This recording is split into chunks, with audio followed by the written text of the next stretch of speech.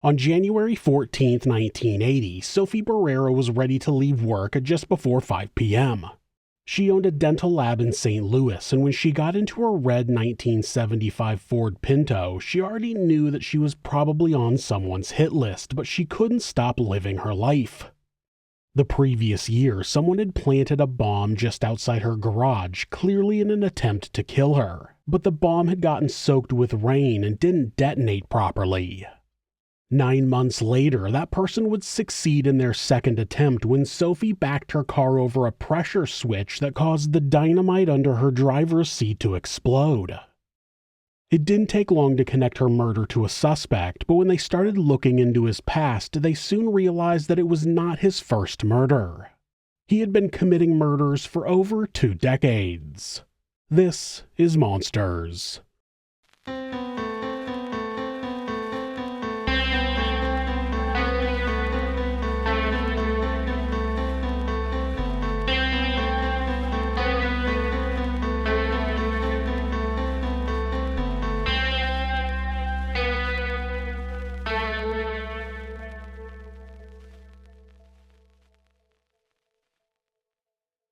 Glennon Engleman, who went by Glenn, was born on February 6, 1927 in St. Louis, Missouri. He was the youngest of 4 children. His father had been in the United States Air Force until he left the service and began working on the railroads. His mother was a reclusive, self-proclaimed psychic. After graduating from high school, Glenn followed in his father's shoes and enlisted in the Air Force, ending up serving in World War II. It looks like he served for about 5 years before using the GI Bill to enroll at Washington University back in St. Louis. There he studied dentistry and graduated in 1954. A year before he graduated, he married a woman named Edna Ruth Ball, but they divorced 2 years later, never having actually lived together. During those 2 years, Glenn lived with his mother and Edna lived in student housing. I bet his mother never saw that coming. Their divorce would not be the end of their dealings with each other, though. On June 28, 1958, Edna married a man named James Bullock, and about 6 months later, he would end up dead. James had been shot in the face near the St. Louis Art Museum, and then, while lying dead in the road, was run over by a car. After his death, Edna collected a $64,000 life insurance payout, which would be almost $700,000 today. She gave $20,000 of that payout to Glenn so he could open a drag racing track in Pacific, Missouri. Glenn wanted to leave the world of dentistry and make his living with the racetrack. He was interviewed by detectives since he was Edna's ex-husband and James's dentist. Glenn told investigators that he was at work all day outside of a 1-hour break where he took the bus downtown to buy a Christmas gift for his current wife, Etta, who he had married in 1956. Then he went back to the office to meet a patient, picked Etta up from her job at the public library, and the couple had dinner. There wasn't much information to go on, and that murder remained unsolved for decades. Glenn began construction on the racetrack shortly after the murder with a partner named Eric Fry. Eric was married to Glenn's niece-in-law, Sandy. There has been some speculation that Glenn and Sandy were also having an affair. On September 26, 1963, Glenn and Eric were on the construction site when Glenn hit his partner in the head with a rock and pushed him into a well. Then he dropped a large amount of dynamite into the well and set it off. Since the evidence in the case was blown up, the investigators ruled the death accidental. Sandy ended up giving Glenn $16,000 of the $25,000 life insurance payout she received. The drag strip was only open for a few years as it failed to make any real money. Glenn went back to his dental practice in St. Louis. Glenn ran a modest dental practice in the south end of St. Louis. He built an image of community service and professional commitment. People knew him as a slight balding man with a doughy baby face and high-pitched voice. He made a name for himself by offering affordable and sometimes free dental work to working-class patients who couldn't pay for proper care. He and Etta divorced sometime after Eric's murder, and Glenn married his third wife, Ruth Jolly, in 1967. They went on to have a son together named David. Glenn would serve as scoutmaster for his son's troop. Beneath his professional image, Glenn had a darker side. Investigators would later say he had a Charles Manson-like hypnotic ability over women. His looks were unremarkable, with people saying, quote, "For a 50-year-old guy, he had the body of a 50-year-old guy, with an extra pound or two." Yet Glenn wielded extraordinary control over the women around him. He used his money, charm, and sexual power to convince his ex-wives, lovers, and dental assistant to join his murderous plans. Glenn was said to have been a mediocre dentist and relied on business from people who couldn't afford better, which is why he was struggling financially. Instead of putting in the effort to make his business more profitable, he came up with a plan to gain financial security through insurance fraud. He would convince women to marry men, spend at least 6 months taking out life insurance policies on the men, and then he would kill them in return for part of the insurance payout. On September 5, 1976, Peter and Carmen Halm were headed to an amusement park, but Carmen suggested they go for a short hike at a nearby state park. She told Peter it was her favorite place to hike. As they were far down the path, a shot rang out and a bullet hit Peter in the back. He fell to the ground and died pretty quickly. The police investigated but didn't look hard enough at Carmen's background. If they had, they would have seen that she had been previously employed as a dental assistant for Glennon Engleman.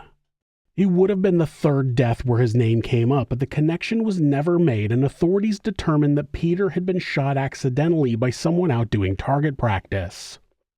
Carmen was destroyed by guilt and fell into a deep depression. Eventually, her family admitted her to a psychiatric facility, and when she got out, she moved to California. When she eventually filed the insurance claim, she only received $10,000 of the $75,000 insurance payouts, and she had never taken Peter's parents off of the policy. She sent the entire $10,000 to Glenn. Only a year later, Glenn started an affair with a woman named Barbara Boyle. Barbara had known Glenn for years, and he had set her up with her first husband, a doctor. She had been married to him for 10 years before he had an affair, causing her to file for a divorce. Soon she met another man named Ron Gusewelle, and they married about 6 weeks later. She had learned that Ron was due to receive a sizable inheritance in the event of his parents' death. That was the start of a 2-part murder that would make Barbara a rich woman. By then, Glenn had enlisted a partner named Bob Handy, and the two came up with a plan. On November 3, 1977, the two men pulled up in a vehicle outside the home of Arthur and Vernita Gusewelle, who owned a farm in Edwardsville, Illinois, just over the Mississippi River from St. Louis. Bob waited in the car while Glenn approached the house and told the occupants he was from the local farmers' union. After entering the house, he shot Arthur and bludgeoned Vernita before ransacking the house to make it look like a burglary gone wrong. Then Glenn and Bob drove away. Arthur survived his wound long enough to crawl to the phone and call for help. Unfortunately, he wasn't able to tell investigators anything that would assist the investigation before he succumbed to his injuries. Detectives noted that the house looked ransacked, but also that no jewelry was missing from Vernita and that her purse, with cash inside, was untouched. Was the scene staged, or was the suspect just not a good burglar? Ron was devastated by the murder of his parents, and splitting the value from their farm with his brother was not much consolation. As time went on, life went back to normal, or so Ron thought. Over the next 17 months, Barbara was taking out life insurance policies without her husband's knowledge. She would forge his signature on multiple policies.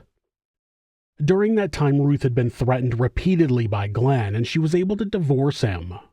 That didn't make her completely safe, though, because he had visitation rights to his son. She lived in a townhouse owned by Glenn, and he stopped by 2 or 3 times a week to visit David. Even though they weren't married, she was still under his watchful eye. On March 31, 1979, Ron arrived home from work, but when he pulled into the driveway and pushed the button on the garage door opener, it didn't work. He got out of his Camaro and opened the garage door manually. That's when he saw a dark figure standing in the garage and was quickly shot in the chest. Immediately after that, another person ran up behind him and hit him on the head with a hammer. Dawn fell to the ground dead. The assailants were Glenn and Bob, and as they shoved Ron's body in the back seat of his car, Barbara came into the garage and started mopping up the blood. The men drove the body into St. Louis and parked behind a motel that was known to cater to the more seedy elements of the city. They stuck some condoms in Ron's pocket and walked away. Barbara filed a missing persons report on Ron the following day. The body sat there for 5 days before anyone noticed it. Of course, just as planned, investigators believed Ron had been murdered while in the area soliciting sex workers.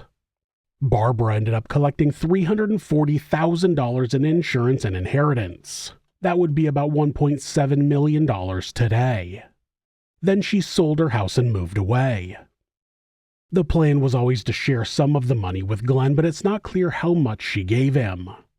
It didn't seem to matter as the dentist remained in dire straits financially.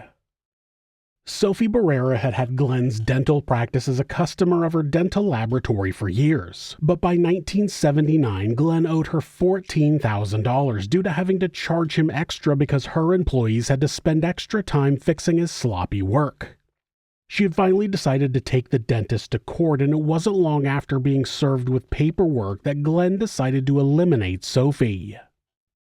In March of that year, he placed a bomb near her garage, which got wet and caused a minor explosion.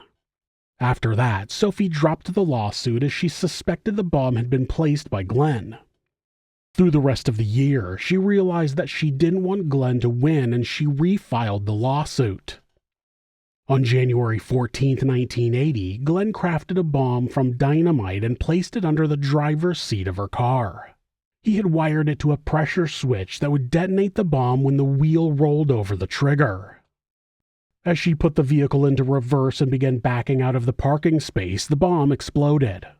Sophie was killed instantly. Windows and surrounding buildings shattered and threw glass everywhere. The steering wheel of Sophie's car flew onto the roof of a 6-story apartment building. Pieces of Sophie would be found up to 100 yards or 91.5 meters away the following day. Inside the car, Sophie had lost her legs and her left hand. Investigators quickly put Glenn at the top of their suspect list as he had been questioned in the attempted bombing the previous March. Then they looked at past crimes and started piecing together all of the murders where the dentist had been involved in some way.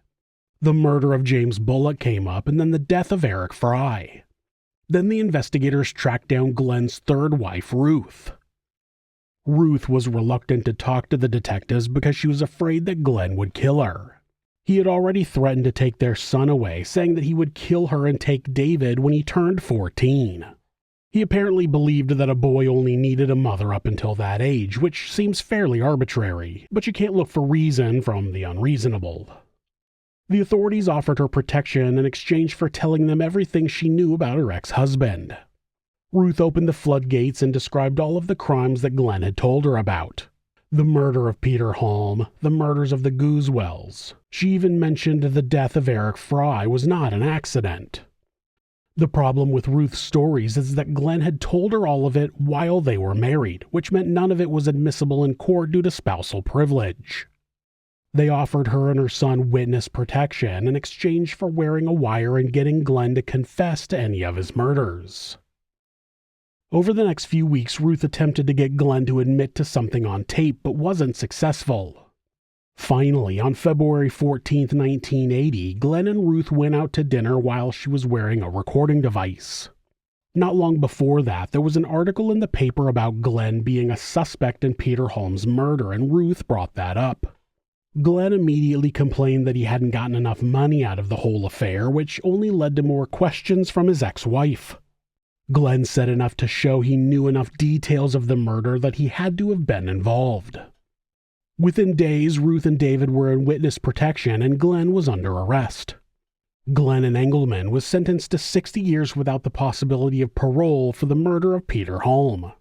He was also charged with the bombing murder of Sophie in federal court and sentenced to another life term.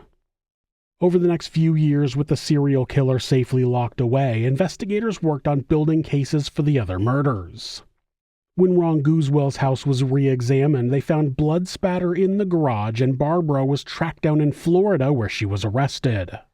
She had applied for an expedited passport, so she was determined to be a flight risk. She was eventually convicted of the murder of her husband and sentenced to 50 years in prison.